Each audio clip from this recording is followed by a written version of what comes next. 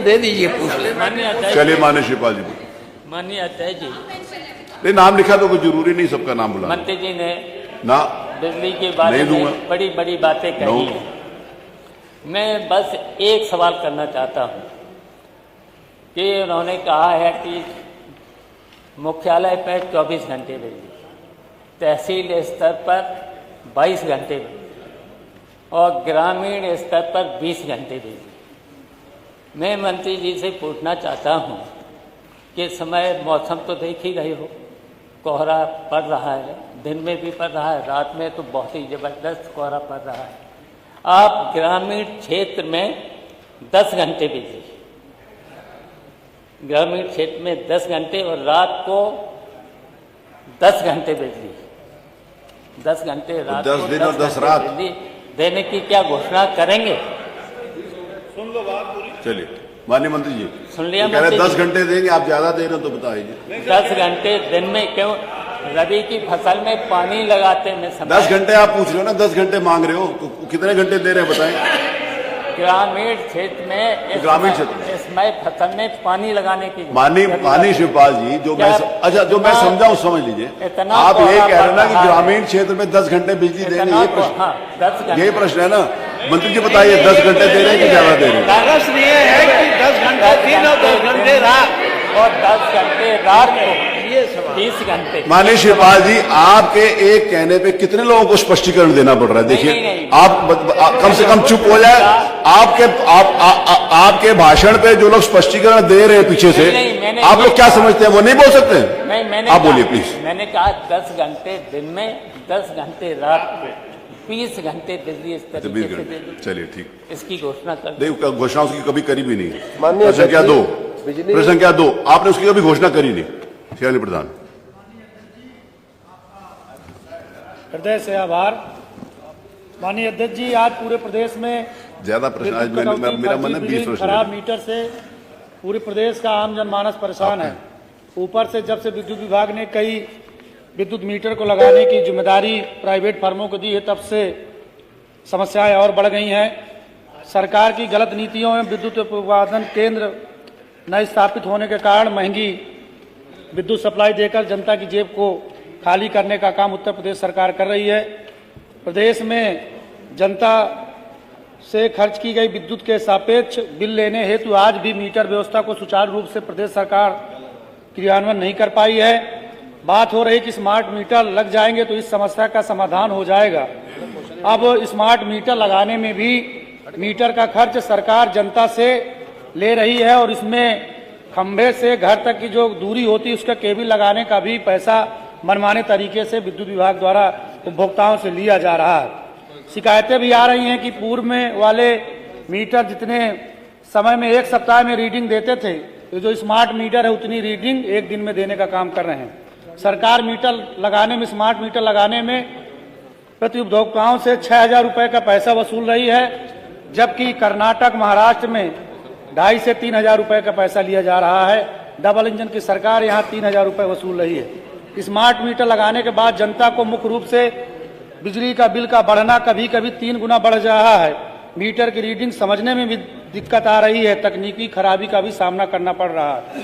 प्रदेश की जनता में मीटर के नाम पर हो रही अवैध वसूली और निजीकरण के कारण लोग परेशान हैं। स्मार्ट मीटर से बिल बढ़ा, रीडिंग गलत दिखलाए, कनेक्शन में दिक्कतें, नेटवर्क भी कमजोर आए।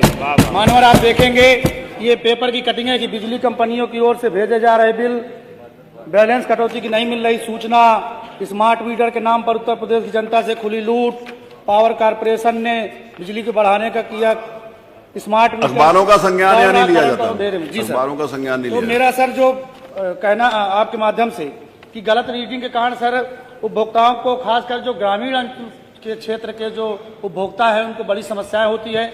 मीटर रीडिंग सही से न होने के कारण उनका बिजली बिल 40 से 50 हज़ार रुपये तक आ जाता है। और जब हम लोग विद्युत अधिकारियों से कंप्लेन करते हैं, लगातार सिफारिश और कहने के बाद भी उनके बिल में सुधार नहीं होता, तब जिसके कारण लोगों को मजबूरी में पैसा देकर काम कराने के लिए मजबूर होना पड़ रहा है। आज ही पेपर में सर आया है कि ये जो स्मार्ट मीटर लग रहे हैं, आज ही पेपर की कटिंग है कि जो स्मार्ट मीटर लग रहे हैं उसमें 6 से 7% बिजली महंगी होने की की उम्मीद है। मेरा आपके माध्यम से सर पहला अनुपूरक है माननीय मंत्री जी से, स्मार्ट मीटर से आ रही ज़्यादा बिलिंग की शिकायतों का क्या कारण है और इसके समाधान के लिए क्या उपाय किए जा रहे हैं? क्या मीटरों की सटीकता की जांच के लिए कोई तंत्र है? अगर है तो क्या माननीय मंत्री जी बताने का कष्ट करें। दूसरा, मानो और आपके अनुमति से सर, समाजवादी सरकार में 2012-17 में जो निजी ट्यूबवेल धारक किसान होते थे उनके विद्युत कनेक्शन में जो विद्युत सामग्री मिलती उसमें 66% की छूट मिलती थी, वो वर्तमान सरकार द्वारा खत्म कर दी गई। क्या माननीय मंत्री जी उस छूट को पुनः उसी व्यवस्था को करते हुए क्या बुंदेलखंड के किसानों जो पिछड़ा हुआ इलाका है वहाँ विद्युत कनेक्शन देने के लिए किसानों को विद्युत सामग्री फ्री देने का काम करेंगे? और अगर आपकी अनुमत हो सर तो एक तीसरा छोटा सा अनुपूरक है मेरा कि हमारा चित्रकूट जिला आकांक्षी जिला सर, हमारे यहाँ भी बिजली की काफ़ी समस्या है, तार पूरे जर्जर हो गए हैं, बिजली कटौती कारण लोग परेशान हैं। तो क्या जनपद चित्रकूट के ग्राम घुरेटापुर, भैंसौदा और चिल्लीमल में पावर सब स्टेशन का स्थापना कार्य काम माननीय मंत्री जी करेंगे? आपको बहुत बहुत धन्यवाद। माननीय मंत्री जी। दो बातें माननीय सदस्य ने बहुत महत्वपूर्ण पूछी हैं, लेकिन उसके पहले मैं फिर से एक बात माननीय सदन के समक्ष बड़ी विनम्रतापूर्वक कहना चाहूँगा कि स्मार्ट मीटर आधुनिक तकनीक का एक बहुत अच्छा इंस्ट्रूमेंट है। जिस प्रकार से हमारा स्मार्टफोन आज के ज़माने में, आधुनिक ज़माने में काम आता है, वैसे ही स्मार्ट मीटर की भी व्यवस्था है और उसको लेकर के कहीं कोई परेशान होने की आवश्यकता नहीं है। स्मार्ट मीटर जहाँ जहाँ स्मार्ट मीटर लगाए जा रहे हैं उनमें से भारत सरकार की जो सूचना है उसमें लगभग 5% मीटर को, पुराने मीटर को भी हम वहीं छोड़ देते हैं, जिससे कि दोनों की रीडिंग जो है वो मालूम पड़े। और एक्चुअली उत्तर प्रदेश में उसका प्रतिशत लगभग 6.5% तक जाता है कि हम चेक मीटर के रूप में दोनों मीटर हम कुछ दिन तक चलने देते हैं। उसके बाद भी अगर किसी की शिकायत आती है तो हम अलग से चेक मीटर लगा करके वो शिकायत को समाधान करने का कुछ प्रयास करते हैं।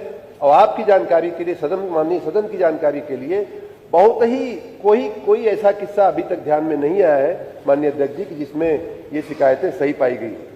दूसरी बात, माननीय विधायक जी ने पूछा कि लोगों से स्मार्ट मीटर का पैसा लिया जा रहा है।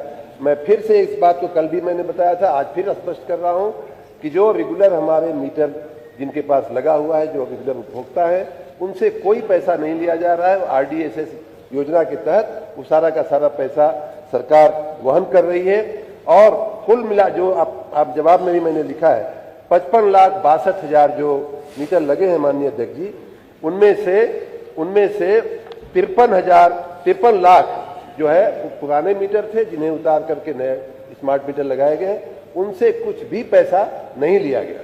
जो नए मीटर लग रहे हैं उनसे पैसा लिया जा रहा है। और अभी हमारे पास कोई ऐसा रेट था नहीं जिसके चलते हमने एक टेंटेटिव रेट लोगों से लेना शुरू किया है, लेकिन इसका रेट फाइनली यूपी जो हमारा नियामक मंडल है वो बिजली का वो तय करेगा।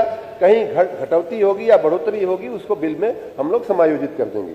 अब स्मार्ट मीटर के फायदे जो है आप सबको मालूम है कि जो बिलिंग की समस्याएं हमारे तंत्र में थी, लाइन मैन पे, मीटर रीडर पे लगातार अविश्वास हुआ करता था, उसको दूर करने का